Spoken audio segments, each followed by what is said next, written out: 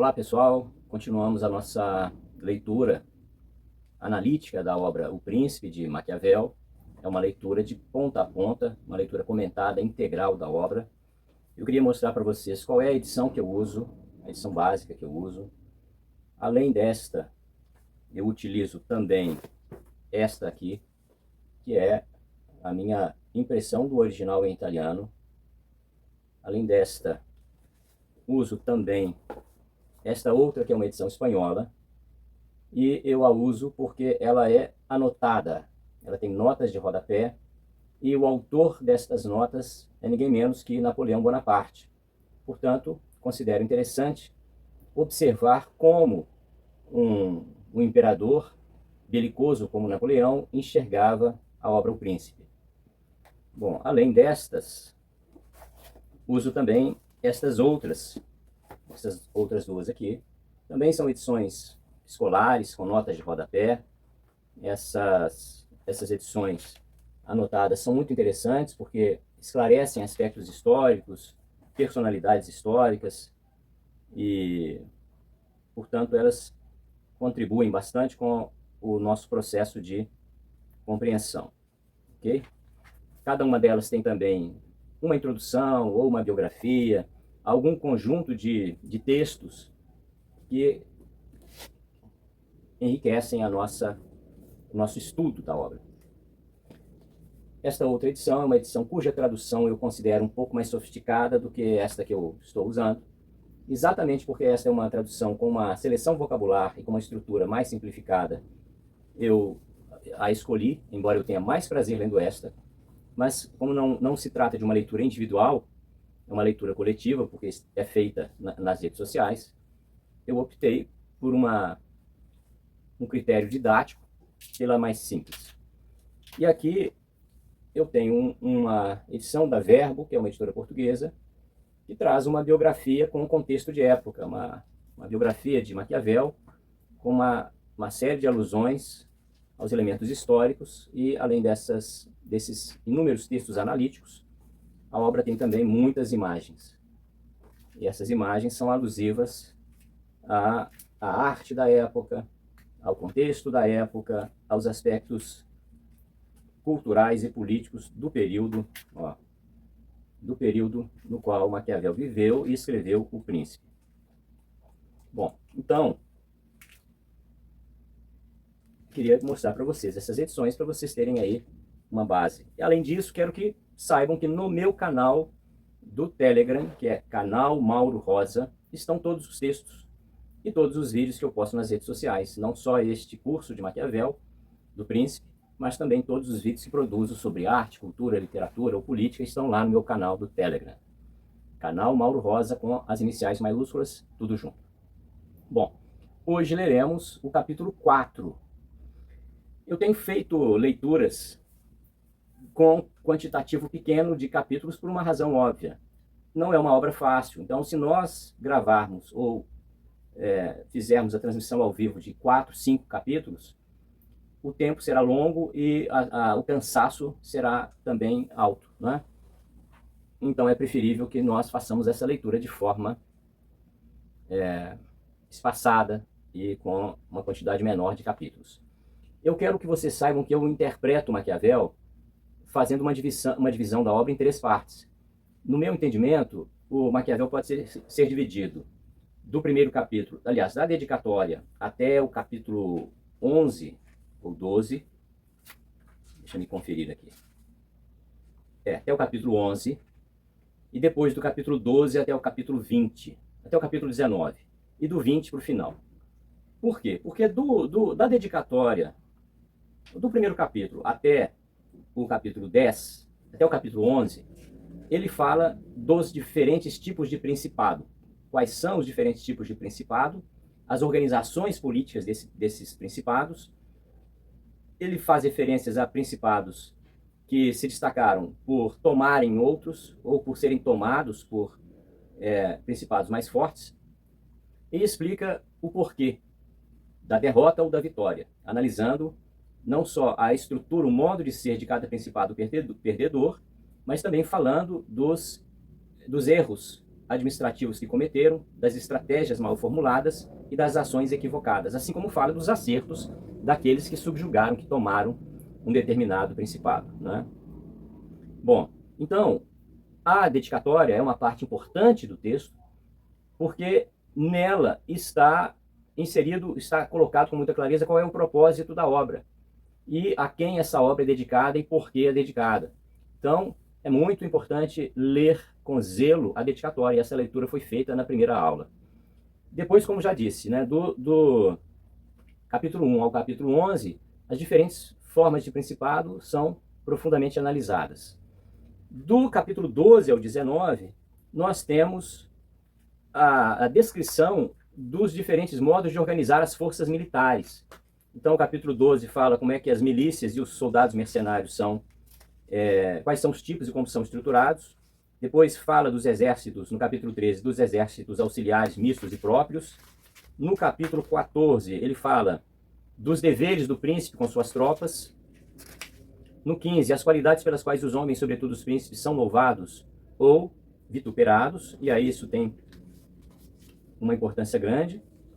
E outras características do príncipe, dos diferentes príncipes, que são postas nos capítulos 17, 18, 19. E depois, a partir do 20, ele vai falar de qualidades de personalidade. Vejam só, a partir, por exemplo, do 21, ele diz assim: como um príncipe deve agir para ser estimado. No 22, ele fala dos secretários, sobre os secretários que acompanham o príncipe, ou seja, os assessores, essas figuras importantíssimas. Nós vimos recentemente, na história do Brasil, como é que maus assessores podem levar um governo à ruína. E estamos vendo agora, outra vez, neste desgoverno, como maus assessores podem também levar o país a um rumo muito indesejado. No capítulo 23, Maquiavel estuda como os príncipes devem evitar os aduladores. No capítulo 24, porque os príncipes da Itália perderam seus estados. No 25, quanto pode a fortuna, ou seja, o acaso, aquilo que não é esperado, influenciar as coisas humanas e como se pode resistir a ela. E o último capítulo tem um título muito curioso: Exortação para retomar a Itália e libertá-la dos bárbaros. Então vejam só, que coisa interessante, não é? O grande sonho do Maquiavel, e esse sonho é revelado na dedicatória, é que a Itália fosse unificada. Esse era o grande sonho dele. E ao analisar o modo de agir dos diferentes príncipes, ele pretende, com o seu conhecimento de ciência política, mostrar para o país, mostrar para os governantes como é que, em se conhecendo essas estratégias e esses aspectos da política, como é que a Itália pode se beneficiar, encontrando um caminho de reconstrução. E é por isso que ele encerra a obra com o capítulo 26, praticamente fazendo a retomada do tema que estava lá na dedicatória, construindo essa escrita, essa redação: exortação para retomar a Itália e libertá-la dos bárbaros. Não é tudo que o brasileiro coerente, o brasileiro sensato deseja hoje? Que o Brasil se liberte dos bárbaros que estão a governá-lo? Então, mais um dos motivos para nós hoje lermos o Príncipe, porque há uma infinidade de tópicos de ciência política muito caros ao brasileiro, postos de forma muito didática aqui no Príncipe. Bom, vamos começar a leitura então do capítulo 4. De que fala o capítulo 4? O título é A razão pela qual o reino de Dario, ocupado por Alexandre, não se rebelou contra seus sucessores após a morte deste. Vou reler. A razão pela qual o reino de Dario, ocupado por Alexandre, o Grande, não se rebelou contra seus sucessores após a morte deste. Deste quem? De Alexandre. Então, Alexandre invadiu a Ásia, tomou o reino de Dario e logo em seguida ele morreu. Aí a pergunta é: por que aquele povo asiático invadido por Alexandre o Grande não se rebelou contra o governo que ele deixou tão logo ocorreu a morte dele? Em outras palavras, o o Maquiavel, ele usa esse aspecto, esse momento da história da Ásia, para, a partir deste episódio, refletir sobre dois modos de governo de principados. Um em que um príncipe, e olha só, pessoal, onde a gente escuta ou lê a palavra príncipe, a gente pode substituir por presidente, por imperador, por rei, tomando aqui príncipe como aquele que governa um estado, não é? Tomando a palavra principado como uma forma de estado, de organização do estado, ok? Então, ele vai partir desse episódio para dizer o seguinte, ó, basicamente existem duas formas de organização do principado. Uma, na qual você tem um ser que domina, que rege, que sabe impor os limites, impor o poder e sabe governar, e ele simplesmente coloca seus liderados, aqueles nos quais tem mais confiança, coloca em situações de poder para facilitar a descentralização do processo administrativo e manda e comanda estes delegados, não é? Mas sempre sendo tido como aquele que governa pelo povo. Portanto, o respeito máximo está sempre no líder, né? No príncipe. Esse é um modo. O outro modo é aquele modo em que o príncipe governa, mas governa com muitos nobres que ocupam condições, espaços na nobreza por longa data. Não só por longa data, mas até em situações hereditárias. Então, é como no Brasil, no Império Brasileiro, haviam os barões, os duques, as baronesas, as duquesas, os condes, as condessas, né? Então, se você tem uma região, você tem um príncipe, esse estado é dividido e cada região tem o seu duque ou a sua duquesa, o seu conde, a sua condessa, seu barão, os diferentes grupos de súditos, de liderados, além de terem estima e apreço e até amor e gratidão pelo príncipe, pelo imperador, tem também por aqueles duques ou aqueles nobres daquelas regiões. Por que apreço? Porque em muitas desses estados, desses principados, eram essas figuras da nobreza que davam a proteção com as cidades fortificadas, com as milícias, os exércitos particulares. Então, aqueles súditos construíam ao longo dos anos apreço e gratidão pelos seus nobres, não é?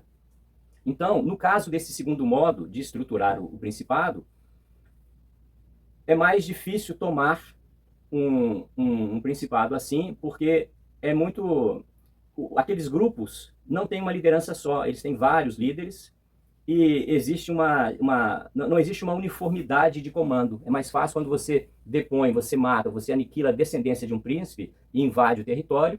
É muito mais fácil dominar todo mundo se todo mundo tinha apreço apenas por aquele que morreu, que foi aniquilado junto com sua descendência, não é? Se você tem vários, você vai sempre ter a chance de um grupo se rebelar contra o invasor em algum momento da história, não é? Então, o Maquiavel explica isso da seguinte forma, vejamos. A razão pela qual o reino de Dario, ocupado por Alexandre, não se rebelou contra seus sucessores após a morte deste. 1. Considerando as dificuldades que se apresentam para manter o poder sobre um estado recém-conquistado, alguém poderia maravilhar-se, estranhar, né, com o fato de que Alexandre o Grande tornou-se senhor da Ásia em poucos anos e, ao ocupá-la, morreu. Pareceria lógico que o estado inteiro fizesse uma rebelião depois da morte dele, para retomar o poder, para dar de volta o poder àquele que o perdeu, né? Porém, os sucessores de Alexandre mantiveram-no. Não encontraram outra dificuldade senão a que nasceu entre eles mesmos, devido à própria ambição. Então, o Alexandre tomou o território, designou alguns comandados e em seguida morreu. Aqueles comandados não tiveram resistência do povo, continuaram comandando, só que eles eram ambiciosos e entre eles próprios surgiu, né, pela ambição, algum desequilíbrio. Respondo como os principados, dos quais existe memória, são governados de dois modos diferentes. Então, tem duas informações importantes aqui. Ele está partindo desse princípio para falar de dois modos diferentes de governar os principados, e está dizendo para nós que ele vai partir da memória, ou seja, da história registrada desses principados que passaram por isso. Ou por um príncipe, e todos os outros são servos, os quais, como ministros, por graça e concessão sua, ajudam a governar aquele reino, então só um mandando, com alguns delegados, ou por um príncipe e por barões, os quais, não pela graça do Senhor, mas por antiguidade de sangue, tenham tal grau. Entenderam, né? A grande diferença. Essa segunda é mais difícil de ser dominada, ok? Estes barões têm estados e súditos próprios, que os reconhecem como senhores, dedicando-lhes afeição natural, ok?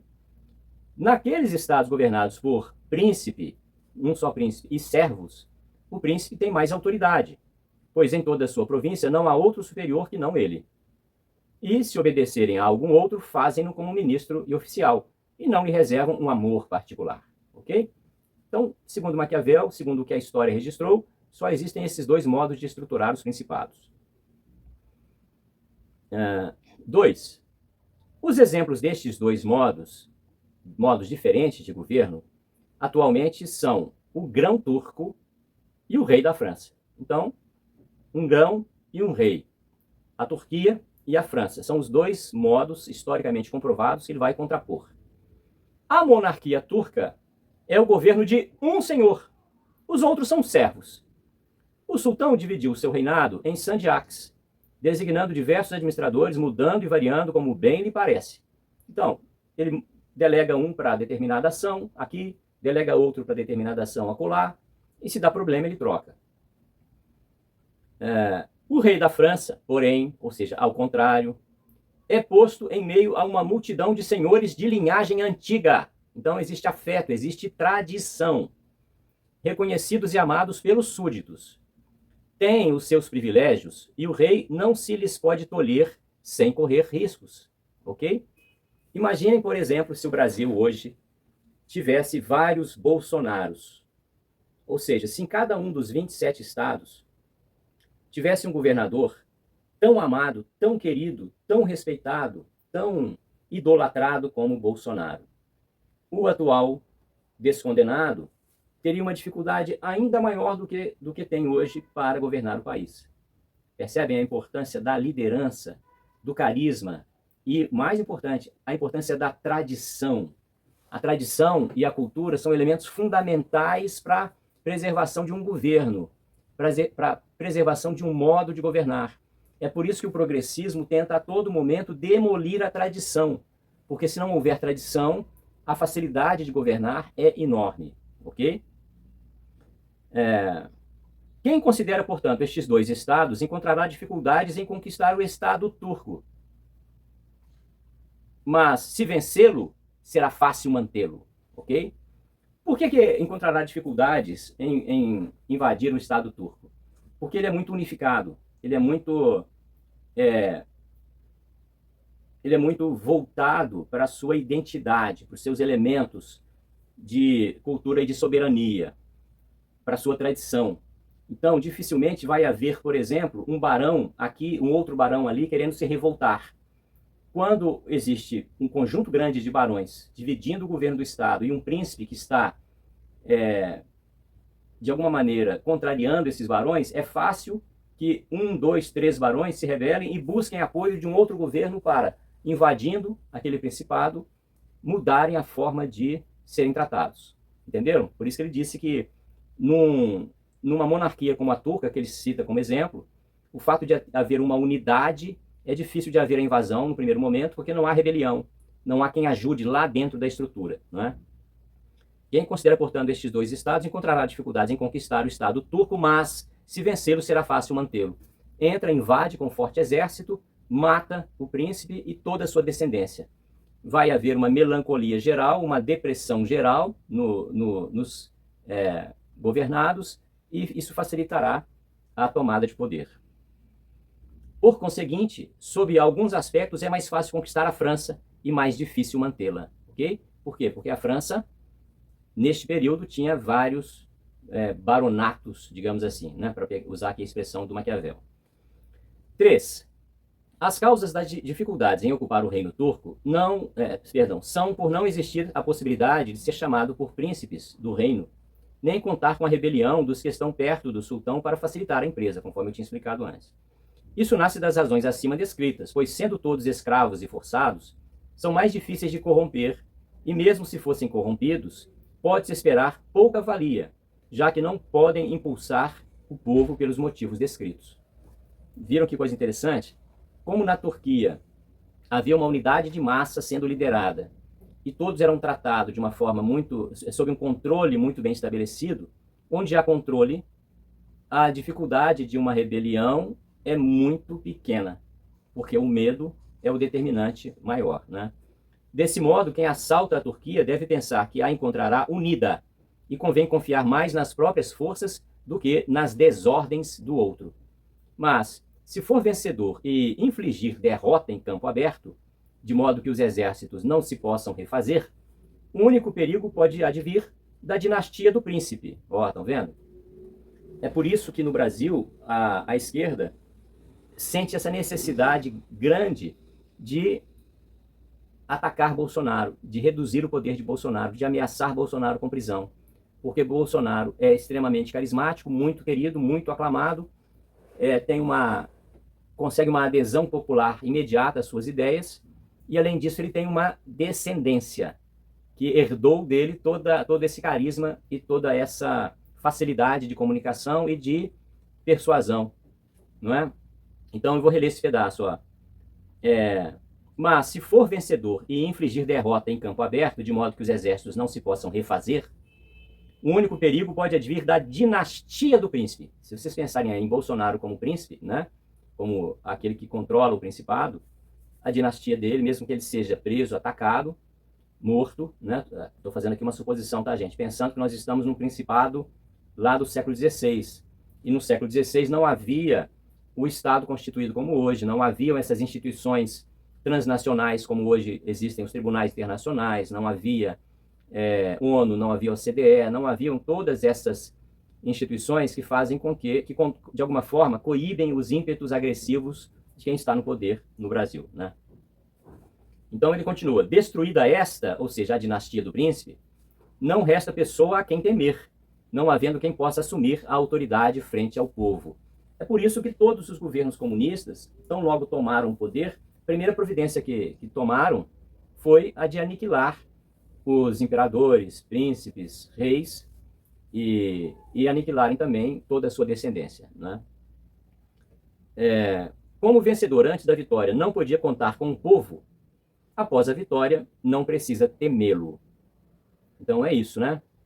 No caso de um principado, de um príncipe só, mesmo que ele tenha uma boa dinastia, o invasor não contou com rebeliões internas ou com delações de liderados, informações de liderados. Ele contou só com seu exército forte.